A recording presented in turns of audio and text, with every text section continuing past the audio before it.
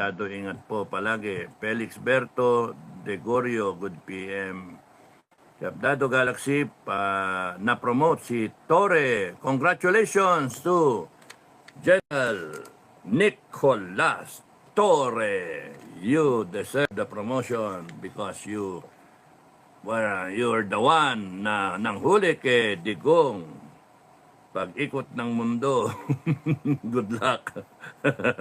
Good luck. Yung mga between na yan, wala yan eh. Temporary yan eh, no? Temporary yan. Ang masama dyan, yung habang buhay mo, pagtataguan ng taong bayan.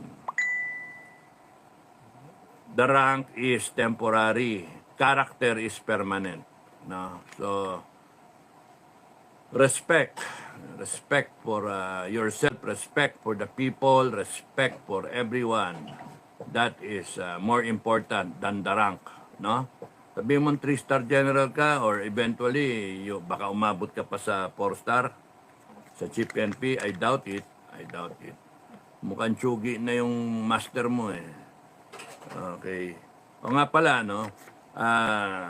Up to now, there's no news, no?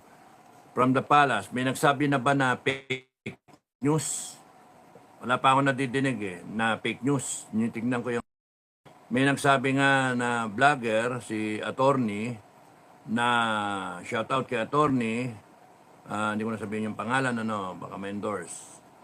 Sabi niya na balita niya, 3:30 a.m. kahapon, na tsugi. No? So ngayon, nakakaisang araw na, almost 1 day. Balakpas na tigok, no? So ano meron, totoo ba o hindi? Yun lang ang ano doon, yun yung magandang malaman. Pinabe-verify namin, di namin ma-verify. Talagang tahimik, talagang news blackout. Ngayon, I don't know kung saan nakuha yung info. Magaling siguro yung yung source na ni attorney Attorney V as in Victor, hindi further nag-elaborate. Siguro inintay din yung mainstream media talaga magbalita, pero hindi pa binabalita hanggang ngayon. So 3:30 ng AM ang kwento, not yet verified. Sa amin side, wala pa, hindi mahirap ma-verify. Wala eh. Tapos noon, we're still trying to find out. Now, what can we infer? No? How can we analyze yung mga nangyayari? Granting kunyari, ang given kasi, renal failure. Yung binigyan ko ng kidney, yung kapatid ko, renal failure yung kanya. Talagang 50-50. Pagka sinabi yung renal failure ka, tamaan utak mo, makomatose ka, yung ganun ba? Makomatose ka, tapos nun na maano ka, yung baka puso pa. Kunyari ngayon, kausapin kapatid ko, oh brother, kamusta na? Kamusta na? Okay lang, kamusta kayo dyan? Okay lang, kamusta? Kailan tayo magkikita ulit? Pagka nakababa ako dyan, punta ako sa inyo, kwento-kwento. Ay, meron ko na iwan na gamit sa iyo ah. Oh, ganun-ganun, bla bla bla bla. Ay, yung mga ano ko, yung mga 201 file ko, SOI ko, nasa iyo, yung last copy. Kasi binunot ko yung files ko sa AFP eh. No? Kaya singaw ako eh. So, bababaan ko, ayusin ko. Tapos noon, kinabukasan, renal failure. Wala na, hindi ko na nakausap. Binubulungan ko na lang nga eh. Ano nangyari sa'yo? Tapos wala na, nakaganon na. May picture ako, bukas ko na lang pakita siguro. Gross yung picture, kakaawa, ang itim na eh.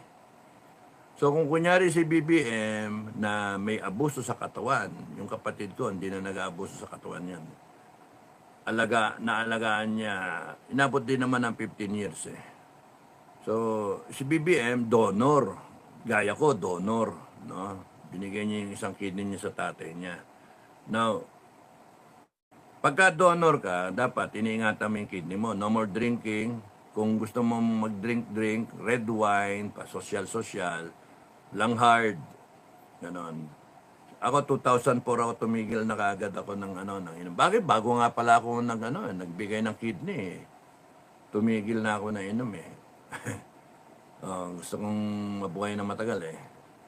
Well, ayaw ko magkaroon ng cancer o whatever. Colon o whatever ano. So, yung nung nag-donate ako, ninyo yung taong kagaya ko, nung nag-donate ako, yung kanan na kidney ko, 53% ang function. Yung kaliwa, 53. Yung kanan, 43% ang function. Ang CREA level ko noon is 0.7, no? 0.7. Acceptable is hanggang 1 point something, 1.8, mga ganon. Hanggang 2 pa nga sabi ng doktor ko. So, nung pagka-opera ko, nag 1.7 ako. Imagine 53% yung kaliwa na kidney, 43% yung kanan. Ang usapan namin, yung kaliwa ang kukunin. Sabi ko, nakarami na ako na at the age of 2000, kailan ba yun? 2004. Yeah, 2004 o 2005, if I remember. 2004, we had the operation. Pagkatapos ng election yun eh. Tapos noon yun yung tanong ko nga sa vlog ko yun, nasa vlog ko yun, tignan nyo na lang. Dalawa lang tanong ko doon sa doktor. May epekto ba yun doon sa akin? Magaganon pa ba? Conscious. Dok, may tanong ako sa'yo. Dalawa tanong ko bago ko magpa-opera. Ano yun? Kakamayan kita muna. Kamay. Si, yung dating Secretary of Health. Kamayan ako. Mabibilang sa dalawang daliri, sa dalawang kamay ko, ang nagpa-opera na kapatid, binigay yung kidney. Bihirang-bihira yan. The noble act of sacrificing yourself for someone else. Dinuduktong aming buhay. Pero, Dok, bago ko magpa-opera, dalawang tanong ko, ano yun? May epekto ba doon sa akin pag ganyan ko? Pag plug ceremony ko ting umaga. Epekto ba? Kasi dalawang kidney yan eh. Bawasan mo, baka maging kalahati na lang. Tawa lang kami nun eh. Joke lang yan, sabi ko. Hindi, wala epekto yan, sabi ni Doc eh. Sinabi mo yung Doc wala epekto Susubukan ko pagkatapos. Tetestingin ko agad. Baka may magbago. Baka ganyan dati, biglang maging ganun. Natawanan kami. Ano pa yung pangalawa mong tanong? Sabing ganun eh. Ang ingay-ingay namin doon sa Kidney Institute eh. Sa opisina niya. Sabi niya, ano pa yung pangalawa mong tanong? Dok, kung tatanong ko, pwede mo ako resetahan. Anong re-reseta ko sa'yo? Viagra, Dok. Bata mo ba? 44 ka pa lang Sabi nga, 44 ka lang ba? Ilang taon ba? 2004. 43 pa lang ako nun. Tawa lang kami. Tapos, hindi, subukan ko lang kung totoo yung sinasabi.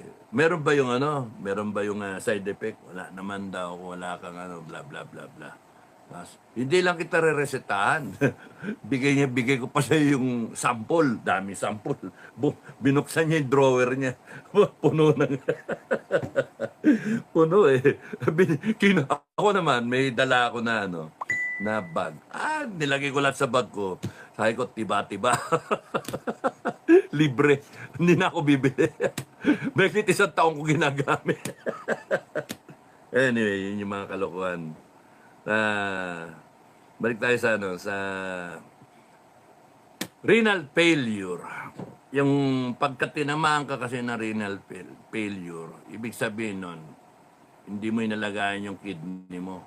Ibig sabihin, marami kang in-intake na foreign ek na yan na nakakasama sa katawan overall. So, yung function ng kidney is i-filter yung dugo eh. So, every time na meron kang tinitake in, lalo ni alak, o kaya yung pagkain, or droga, yun, masama yun eh.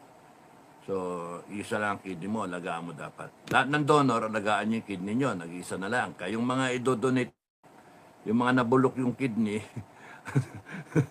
na perwisyon nyo yung magdodonate, alagaan nyo rin yung idodonate sa inyo. No? So, well anyway, yung kapatid ko naduktungan ng mga 15 taon eh. 2019 eh. Mga ganon. So, naduktungan ng 15 taon. Pero kakagulat yun, magkausap kami. Dinala sa ospital. Tapos noon, tinanong ko kamusta na, ano bang lagay. Tapos okay naman daw. Lalabas na raw siya. O sige, ingat lang ha. Ingat bro ha. Bunso namin yun. Ingat bro ha. Tapos noon eh, biglang the next day, na ano daw eh, nag-fail daw yung kidney eh. So, nung after a day or 2 days ko napuntahan, wala, itim na eh. Itim na yung balat eh. Pupayat siya, itim, laki ng tiyan, tapos nun, naka-ano na eh, may nakasubo ng tubo eh. Hindi mo na makausap eh. Wala na talaga, walang malay eh. Naka-ano siya, life support. So I could just imagine kung si BBM totoo yung renal failure. Talagang 50-50. Tsaka bordering on the hukay. Ganun yun. Kasi as per experience namin. Ano. Now, totoo ba o hindi? Question mark yun. Up to now, wala akong sinasabi yung Malacanang. Up to now, ang hirap i-verify. Mga vlogger, hindi yan ilalabas basta-basta kasi mapipake nyo sila. Okay. So, doon tayo sa side na kunwari totoo. Kunwari totoo, si BBM incapacitated na, automatic Inday Sara is the next in line. No. Nobody else. Unless BP Sara is incapacitated also. Chinugi,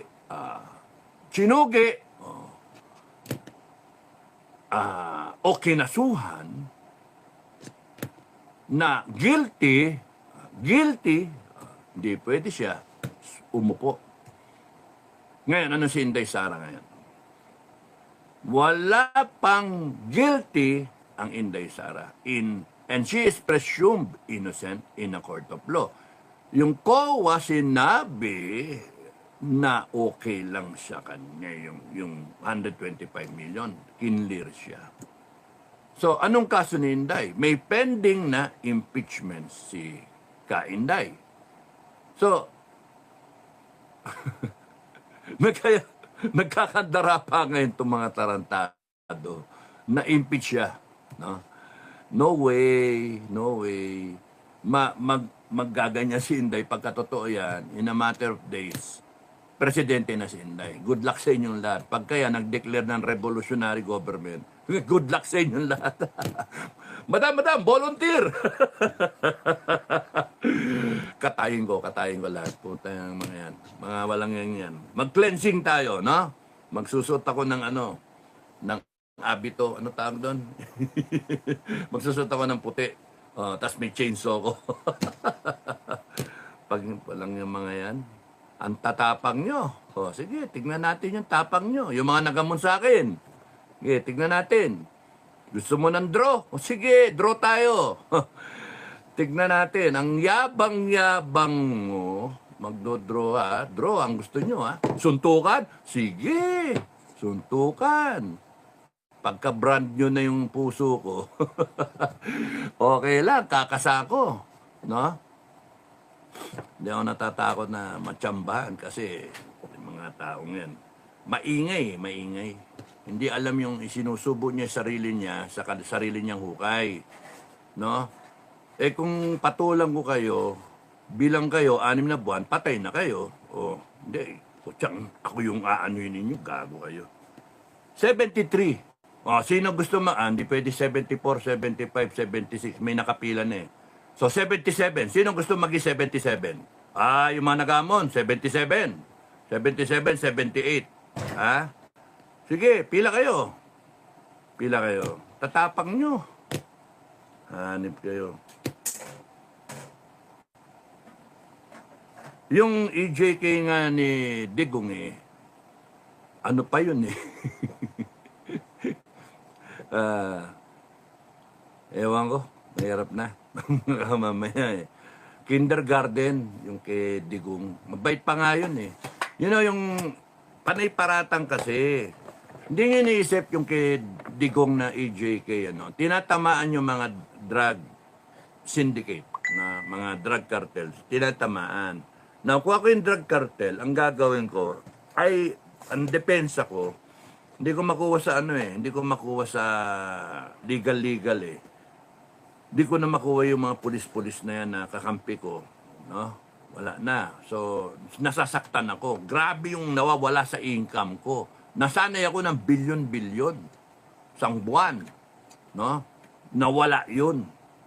No, nawala yun. Kunyari, 50 billion, isang buwan. Kita. Kung mag-deliver sila, kita mo yung worth ng nahuhuli nila, street price. Kunyari, 10 billion. O, isang huli lang yan. You can just imagine they can earn as much, siguro as 100 billion a month. So imagine yung tamaan ka ng ganun, ang sakit, no? Kaya nga, kung ako yung sindikato, i-discredit ko yung EJK. I-discredit ko yun para matigil at sundan niya ng mga human rights. And then I'm gonna spend money, total, lugi naman ako, mawala ako, 100 billion a month. Para bumalik yon, matigil yung EJK na yan. Kahit gumastos ako ng 1 billion, 2 billion, ganon, 10 billion, 10% of my potential income, okay lang, gastos na, sinong gusto dito bayaran ko? Para lang makatira yung na yan, yung drug war na yan. And the way na tirahin yan is yung EJK.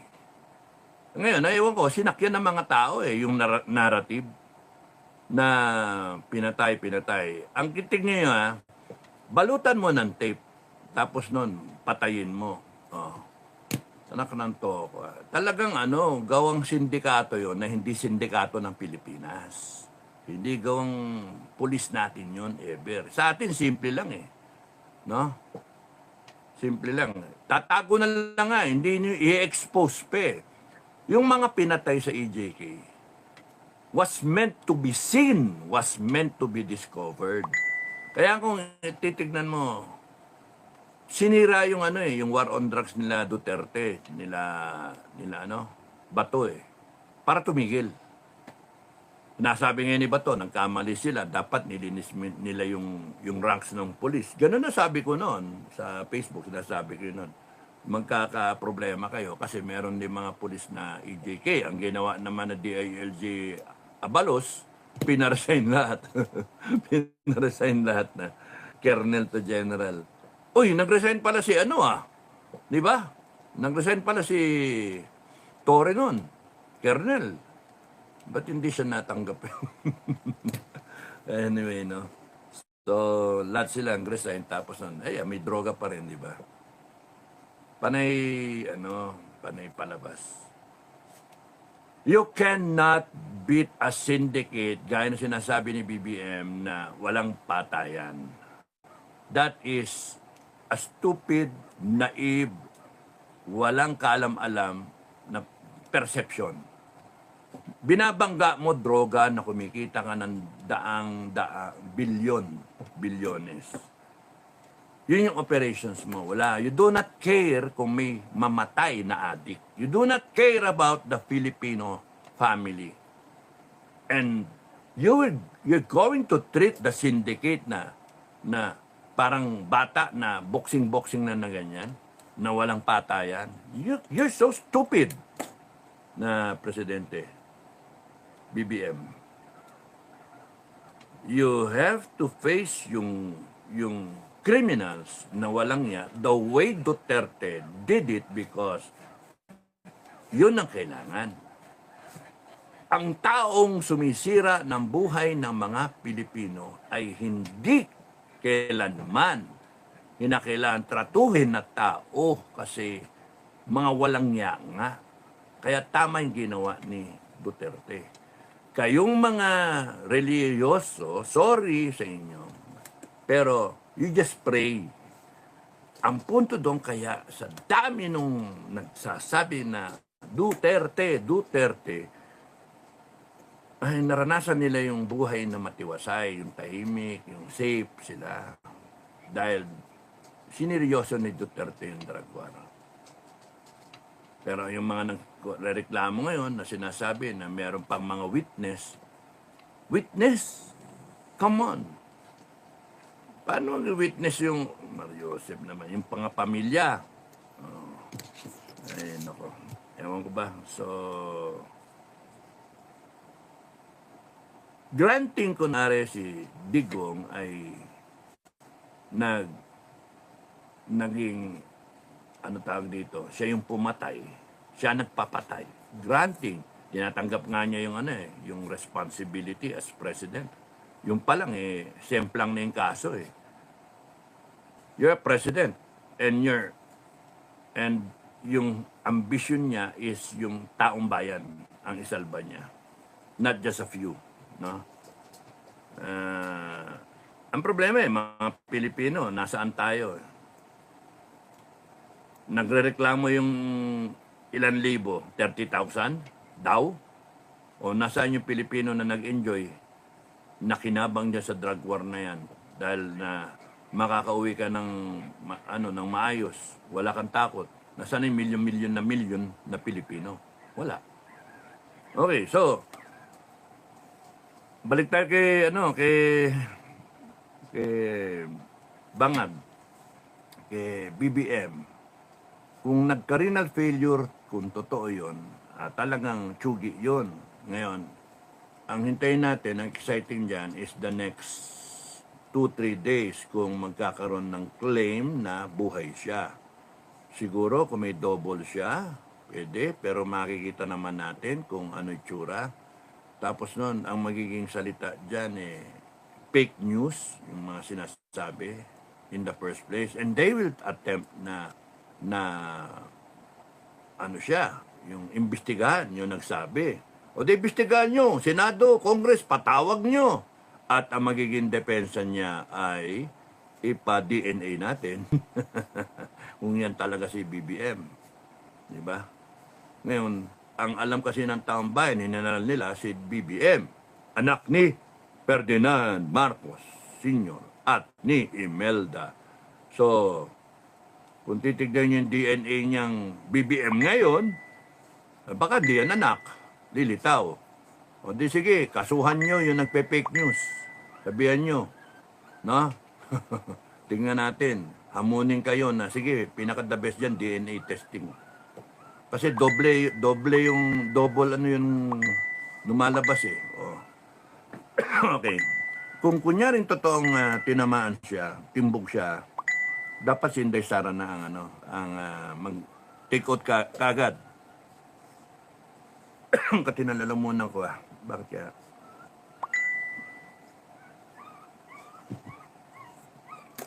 Binabarang ako. So, yun. Inaano siya. Dapat mag-take out si Inday. Now, senaryo. Nasa abroad si Inday. May nagsabi kasi umuwi na no? Palagay natin nasa abroad. Pagka nasa abroad siya, ang senaryo, wala siya, as isipin nila, mag-OIC muna. Kasi wala si Inday So, officer in charge. So, by law, si Escudero ang susunod, next in line, habang wala si Inday. Kung bumalik si Inday, nandiyan na si Inday, siya dapat mag-swear in. Icha-challenge yan. Kasi meron siyang impeachment. Hindi pwede. Yung ganon.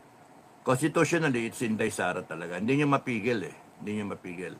Now, kung kunyarin timbogin nyo si Inday, yun, grabing galit ng tao nun. Ginanyo na yung tatay, gaganyonin pa si Inday, magalit talagang tao nun. Revolusyon, walang matitira sa inyo. Galit, sobrang galit ng tao nun. Pero desperate, yun talaga, desperate times call for desperate measures, no? pwedeng timbugin si Inday. Kaya dapat, ingat lang. Ingat, Madam President, ingat. Ngayon, kung sakaling, ang gulo naman na it was meant to draw Inday out. Get her back.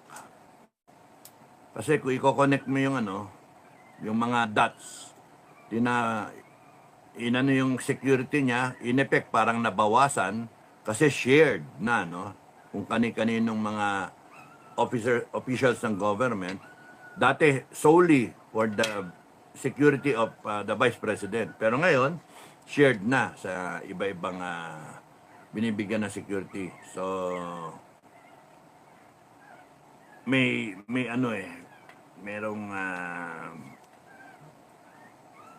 sinadya ba yun? O ganun talaga? Okay? Sige, sabihin nyo, pinoprofessionalize ninyo, inagawa nyo efficient yung service. Pero guys, pag kami nangyari kay Inday Sara, sa inyo may kasalanan, di ba? Natsambahan? Hindi pwede ganun ang rason. Binawasan nyo nire-organize ninyo ako man yung tao, hindi ako kukuha ng security. Hindi ko kakilala. Ano ba kayo? Isusubo nyo sa akin yung tao, hindi ko kilala. Ba't magtitiwala dun? Kahit anong maglumpasay pa yan na mag-volunteer. Si nagbo-volunteer, si Manny Villa. Manny Villa. Retired na Nabsocom.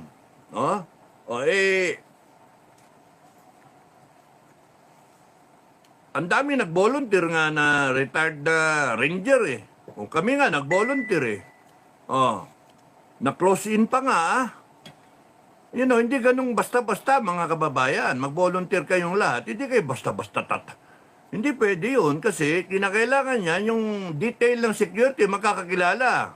Yun ang mahalaga doon. Magkakilala. Una, kayo, mga magagaling kayo. Expert kayo. Yun.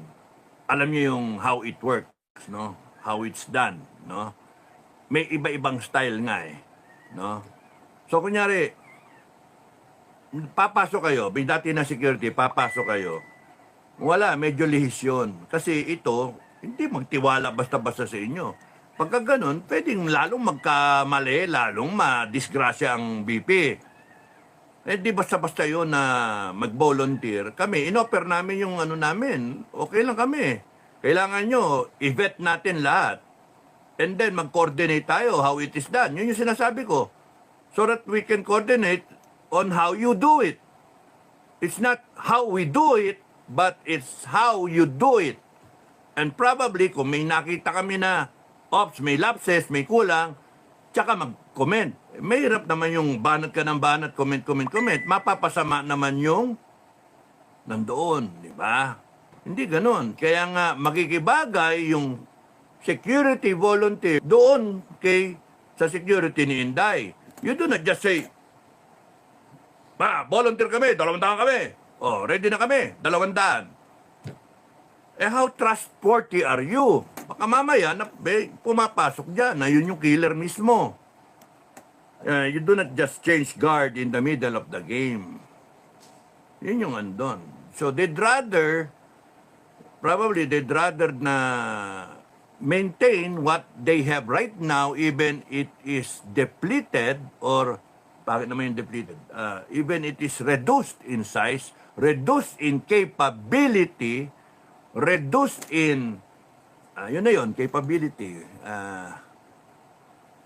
So, hindi mo pwedeng basta-basta pasok na lang tayo. Hindi ganun kadali yon mga kabagang, no? Hindi ganun kadali yon.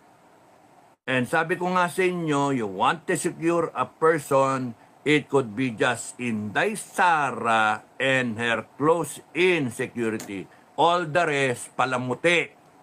To make it sound professional, to make it sound serious security, to make it sound ek-ek. Presidente nga, Secret Service ng US. Secret Service Kaya naman ito ang tawag. Si Bukay, sorry nag-live yata si Bukay. Hindi mo chinek So, yung Secret Service ng US, tinatamaan yung presidente ng US. Oh, gagaling na nun. Kompleto na equipment, kompleto ng listening device, etc. Professional, may training. Nasisingitan pa. Tayo pa, Pilipino, the best security is yourself, gaya ng sinabi ko nakaraan. Madam President, best security is yourself and yung close in mo. So that kayong dalawa lang. Okay lang yan. Remember Magsaysay? Magsaysay was the President of the Republic. He would drive a vehicle. Ayun na. Sakay yung security niya. Si Magsay nagmamaneo. Or sasakay si Magsaysay sa taxi, kasama niya yung kanyang aide. Punta sila sa Quezon. Oh. Imagine yun, presidente ng Pilipinas.